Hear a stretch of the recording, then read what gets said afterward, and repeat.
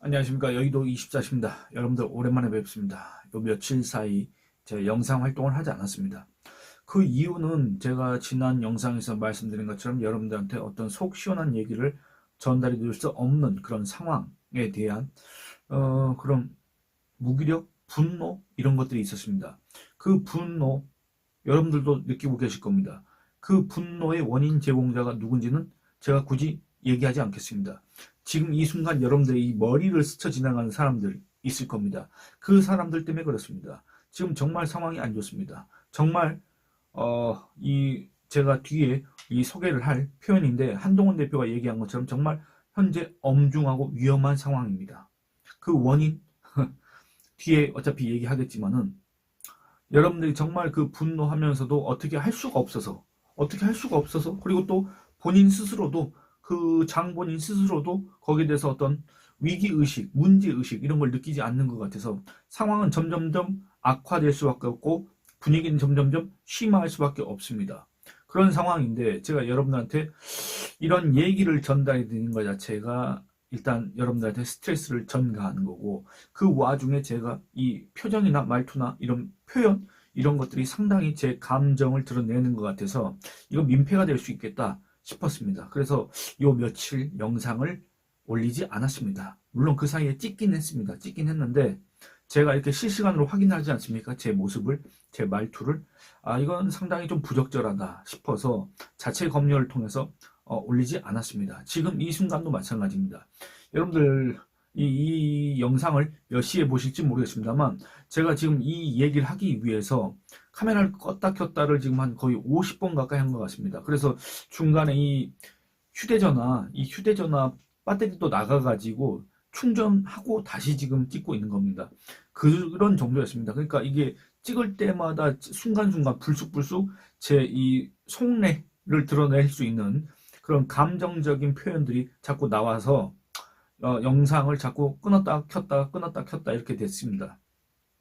근데 근데 뭐 그렇게 무기력하게 있을 수는 없습니다.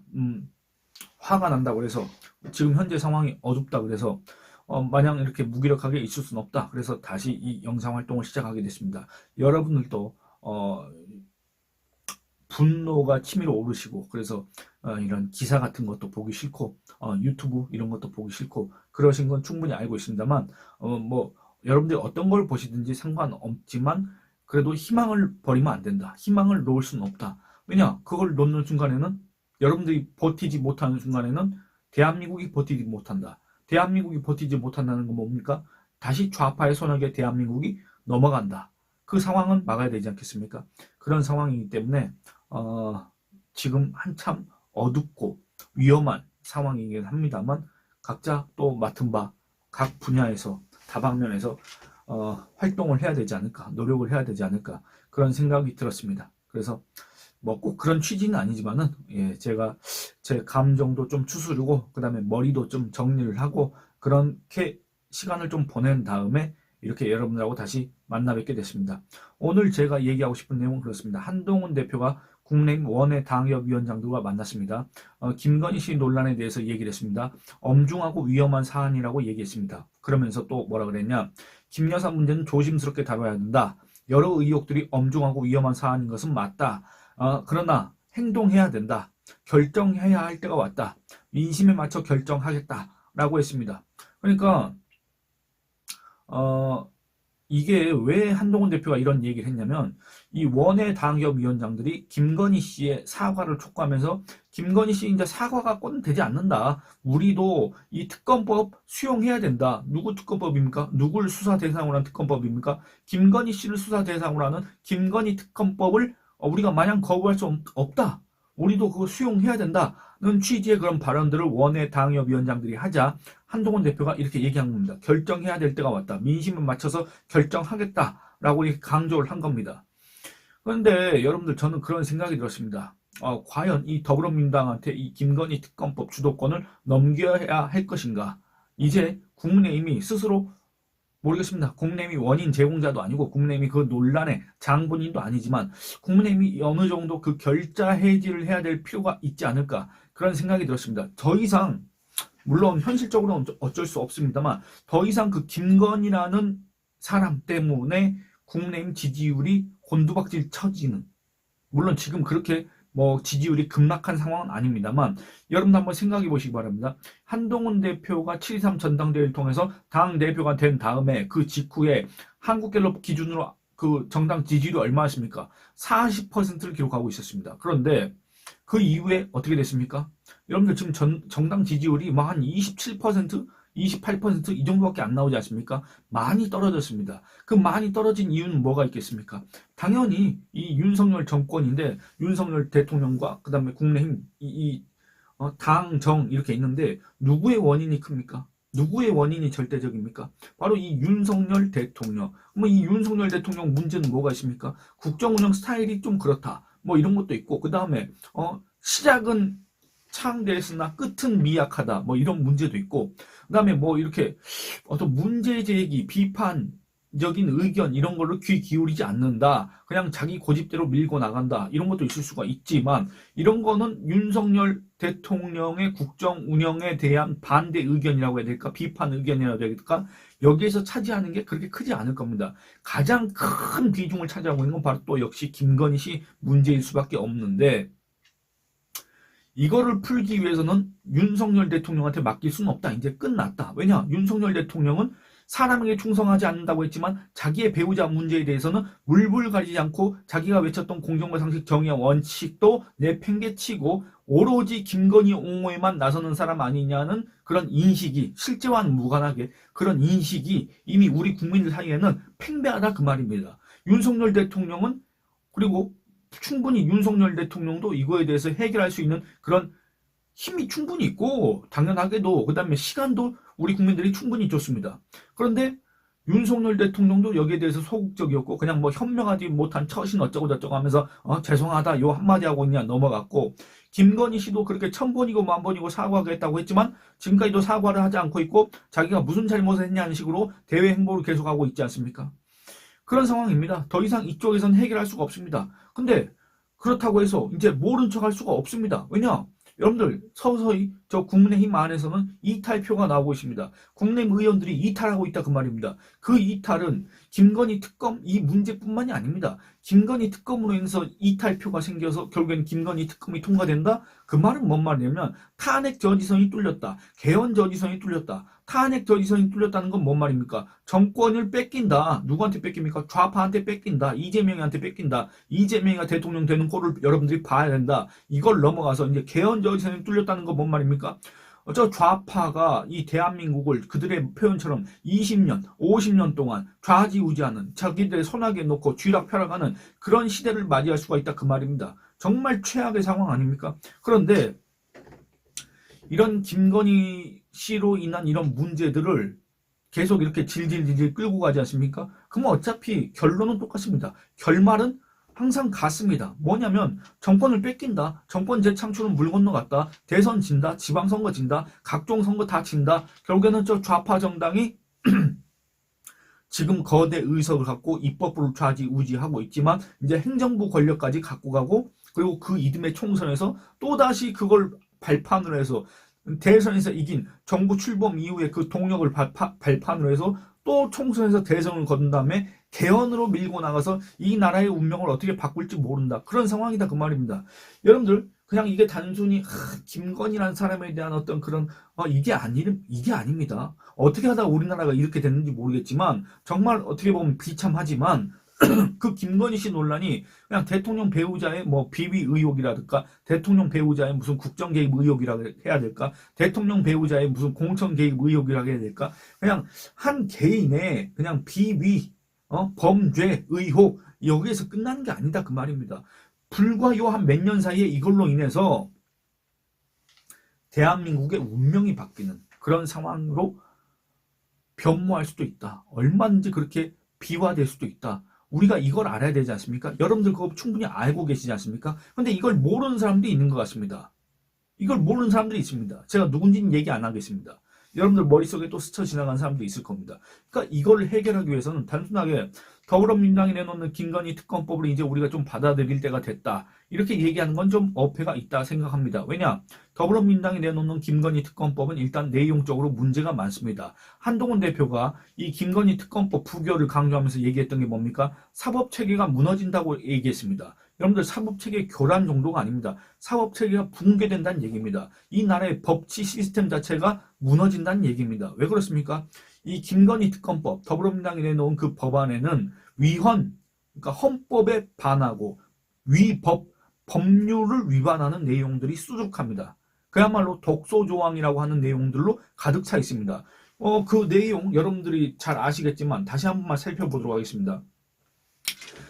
일단 이 사건 수사 대상이 너무나도 광범위합니다. 예를 들어서 김건희 도이치모터스 주가 조작 사건 이거 하나만 왜냐 이게 지금 우리 국민적인 의혹들이 점점 커지고 있는데 그리고 또 뭐 윤석열 대통령 뭐 문재인 정부 때 탈탈 털었다고 하지만 국민들은 또 그렇게 받아들이지 않는 사람들이 또 많이 있기 때문에 그리고 또 이 도이치모터스 주가 조작과 관련해서 이 김건희 씨와 어느 정도 이렇게 같은 선상에 있는 사람이 최근에 2심 판결에서 유죄를 받았기 때문에 이런 거에 대한 의혹이 점점 커지고 있다 그 말입니다. 그리고 또 각종 언론 보도가 계속 이어지고 있지 않습니까? 그러면 이게 검찰에서 수사가 미진한 것 같다. 그러면 이거는 뭔가 불공정 요소가 있는 것 같다. 그래서 이 정치적으로 중립적이고 그 다음에 공정성을 기할 수 있는 특별검사, 물론 말이 그렇다는 얘기입니다. 특별검사가 무슨 정치적으로 중립적이고 공정성을 기할 수 있겠습니까? 어쨌든 말이 그렇다는 얘기인데 그러면 이 도이치모터스 주가 조작이라고 해야 될까? 그리고 또 김건희 씨가 디올백 수수 있지 않습니까? 그거에 대해서 이제 검찰이 불기소 처분을 했지만 그건 아닌 것 같다. 그거 다시 한번 수사해야 되겠다. 물론 이건 여러분들 청탁금지법상 공직자의 배우자를 처벌할 수 있는 조항이 없다고 제가 분명히 말씀드렸고 실제 검찰이 그렇게 처분을 했지 않습니까? 그럼에도 그건 아닌 것 같다. 그러면 이거 이렇게 같이 넣어가지고 정말 이 제한된 범위 안에서 정말 이 국민적인 의혹과 불신 그리고 또 이 불공정 의혹이 제기된 이 사안에 대해서 해야 되는데 왜냐 기존의 수사기관을 믿을 수가 없다. 기존의 수사기관이 내린 처분에 대해서 우리 국민은 동의할 수가 없다. 그럼 이거를 정말 객관적으로 다시 한번 살펴볼 필요가 있다. 그런 사건 그런 의혹에 대해서 살펴야 되는데 이거는 그냥 김건희 씨와 관련된 모든 의혹을 다 통틀어 가지고 적어놨다 그 말입니다. 그러니까 이거는 애초에 이 수사 대상, 수사 범위 자체가 너무나도 광범위하고 너무나도 유례가 없을 정도로 그 사안이 너무나 많다. 그러니까 이거를 애초부터 받아들일 수가 없다. 정말 더불어민주당이 이 사건의 진상을 알고 싶다고 한다면 정말 더불어민주당이 이 김건희 씨 의혹과 관련해서 명명백백하게 우리 국민의 알 권리를 충족시키려는 그런 마음이 있었다고 한다면 애초에 수사 범위를 이렇게 정할 수는 없습니다. 그러니까 이 얘기를 하는 이유는 제가 뒤에 잠깐 말씀드리도록 하겠습니다. 그리고 또 이 특검을 뽑는 과정이 여러분들 원래는 국회가 추천하거나 그 다음에 또 국회가 추천하는 겁니다. 근데 지금 이 내용을 보면 더불어민주당과 야당이 추천하는 특별검사를 무조건 임명해야 된다 그 말입니다. 딴 거 없습니다 여러분들. 국회에서 추천해서 의결을 거쳐서가 아니라 그냥 더불어민주당과 그 다음에 이 윤석열 정권에 반대하는 야당이 각각 한 명씩 추천해가지고 그 중에서 윤석열 대통령이 선택을 하지 않으면 그냥 연장자가 특별검사하는 걸로 한다. 세상에 이런 법이 어디 있습니까? 그러니까 말도 안 된다. 그리고 세 번째, 제가 계속 지적했던 내용이지만 이 특별검사 팀의 규모가 너무나도 큽니다. 기존의 특별검사 등의 임명에 관한 법률에 의해서 기존에 설치됐던 그 특검 있지 않습니까? 이 특검과 비교를 해보면 기존의 특검은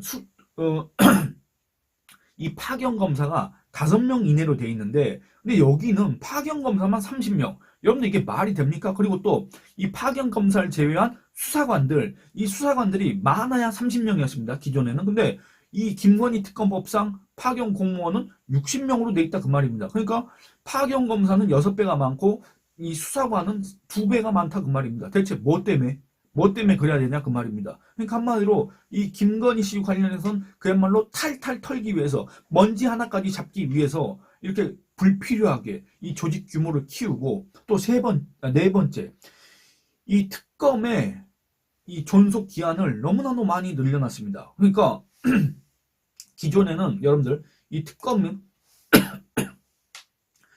특검이 수사기관이 어떻게 되냐면 20일 동안 수사에 필요한 시설을 확보하고 그 다음에 또 그로부터 60일 이내에 수사를 완료하고 공소제기 여부를 결정해야 됩니다. 그런데 부득이하게 그 해당 기간 내에 수사를 완료하지 못했을 때는 대통령에게 사유를 보고하고 대통령의 승인을 받아서 한 차례에 걸쳐서 30일까지 연장할 수 있습니다. 이게 한계입니다. 그러니까 결국에 얼마입니까?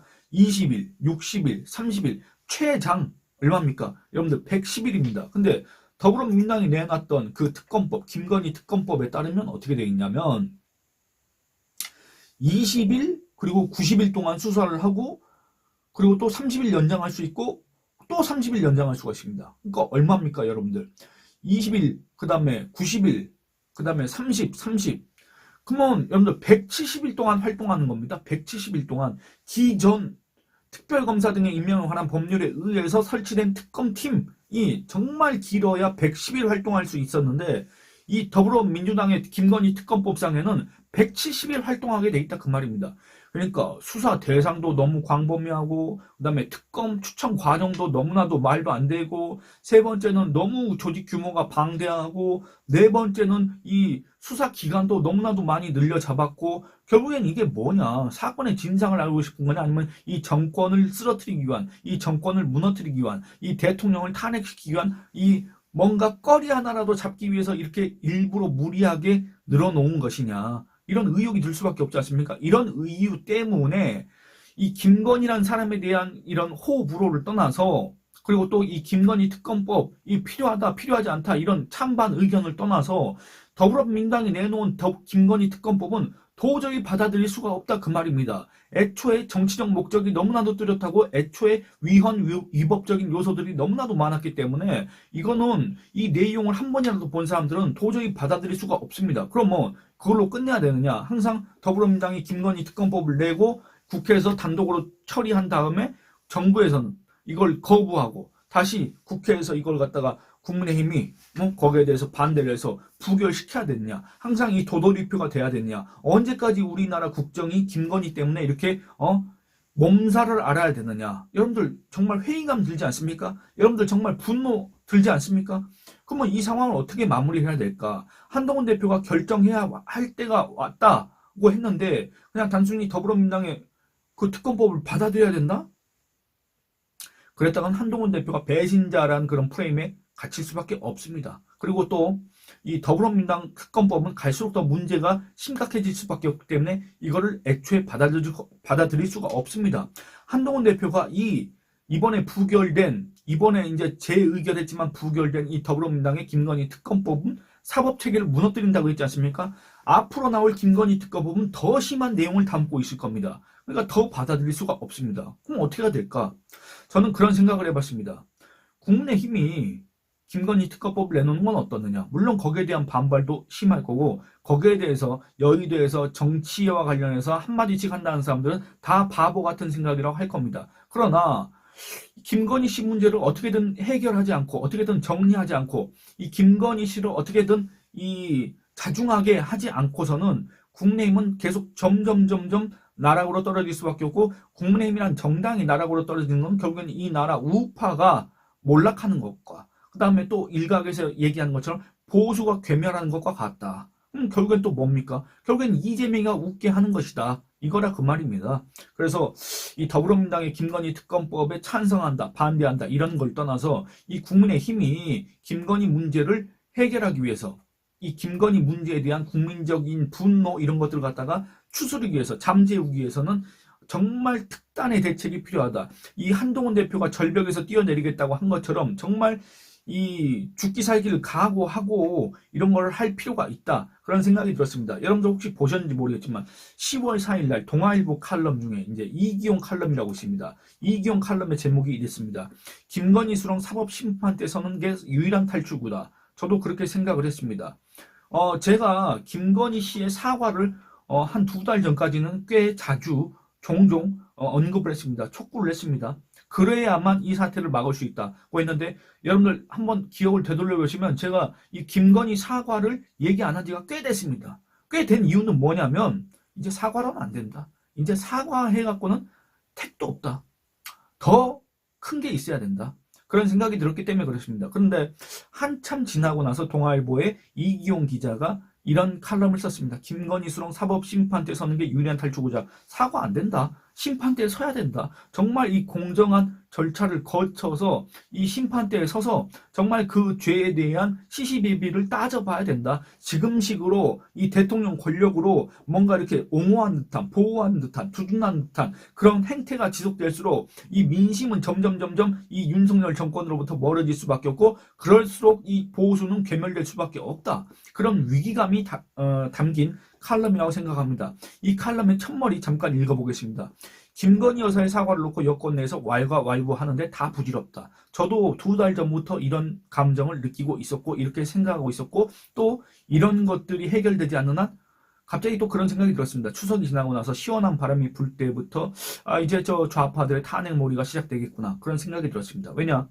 여러분들, 날 더울 때 뭐든지 못하게 돼 있습니다. 사람이 그런 의지도 없고 의욕도 안 생기지 않습니까? 근데 날씨가 좀 시원해지면 이제 다른 생각이 들기 시작하고, 이 사람들의 야외 활동도 늘어나고, 그 야외 활동 늘어날 때 딱 불을 지피기 좋다, 그런 생각이 들었기 때문에 이건 또 일종의 경험이기도 하고, 그래서 이제 정말 이 정권이 위기에 처했는데 김건희 사과권 되지 않는다, 왈가왈부한데 다 부질없다, 때를 놓쳤기 때문이다. 저도 그렇게 생각합니다. 정말 실기했습니다. 우리 국민들은 윤석열 대통령과 김건희 씨한테 정말 많은 시간을 줬고 정말 많은 기회를 줬습니다. 그런데 그걸 다 허비했습니다. 사과로 문제를 풀 수 있는 단계를 한참 지났습니다. 그래서 결론부터 말하면 이 이기용 기자는 이렇게 얘기하고 있습니다. 유일한 해법은 사법적 심판대 앞에 서는 것이다. 대선 때부터 3년 넘게 보수 진영 전체를 욕보이고 있는 여사 문제 수렁에서 헤어나려면 김 여사도 더도 말고 덜도 말고 일반 국민 누구나에게 적용될 절차를 거쳐 공정하고 엄정한 사법적 처분을 받는 것 이외엔 그 어떤 출구도 없다. 그러니까 이게 이렇게 해야 되는데, 그러면 검찰이 기소를 해라? 그게 아닙니다. 여러분들, 검찰이 기소를 해서 사법심판대에 서라, 이렇게 할 수는 없습니다. 왜냐? 죄가 없는 사람, 죄가 실제 없다면 죄가 없는 사람을 검찰이 정치적인 이유로 일부러 기소를 할 수는 없지 않습니까? 그러면 검찰에 대한 불신도 있는 것 고려해서, 그리고 또 검찰이 그렇게 현직 대통령 배우자를 갖다가 이렇게 할 수 없는 점, 이렇게 저렇게 할 수 없는 점, 이런 것들을 고려해서 국민적인 어떤 불공정에 대한 의혹, 이런 것들이 계속 커지고 있는 그런 것들을 고려해서 결국에는 김건희 도이치모터스 주가 조작 사건, 또는 김건희 명품백 수수 사건, 이걸 갖다가 특검으로 한정해서 국민의힘이 추진하는 게 어떻겠느냐, 그런 생각이 들었다, 그 말입니다. 이 칼럼의 말미에는 이런 얘기가 있습니다. 하지만 의원들 머릿속엔 이대로 거부권에만 기대 버티는 건 공멸의 지름길이라는 인식도 함께 퍼져 있는 그야말로 딜레마 상태다. 여러분도 느끼는 거고 저도 느끼는 겁니다. 그래서 더 무기력해지는 겁니다. 왜냐? 어떻게 이렇게 할 수도 없고 저렇게 할 수도 없고 그런 상황이다, 그 말입니다. 여권의 최악의 시나리오는 밀리고 밀리다 이탈표로 인해 특검법이 거부권을 넘어서는 상황이다. 그때 맞게 될 매는 지금보다 몇 배 혹독하고, 여권은 우리는 대통령 부인이라도 잘못이 있으면 집어넣는다는 생색도 못 낸 채 공멸 위기를 맞게 된다. 그러니까 우리 편에 대해서도 이 정말 공정과 상식, 정의와 원칙이란 그 잣대를 갖다가 들이대서 정말 제대로 명명백백하게 시시비비를 우리는 밝히는, 정말 우리는 대한민국의 법치를 존중하는 그런 정당이다, 그런 세력이다, 그런 진영이다 라는 말도 못하게 된다, 그 말입니다. 정말 때를 놓쳤다가는. 그래서 자기 팔을 도려내는 결단이 대통령과 여권 전체는 물론 김 여사를 위해서도 현명한 해법이다. 그래서 이 윤석열 대통령과 김건희 씨가 어떻게 생각할지 모르겠지만 지금 상황에서는 윤석열 대통령과 김건희 씨가 전향적인 자세를 보일 가능성은 99.9% 없고, 지금 상황에서는 국민의힘이 이 상황을 주도해야 된다. 국민의힘이 오히려 더 역공을 해야 된다.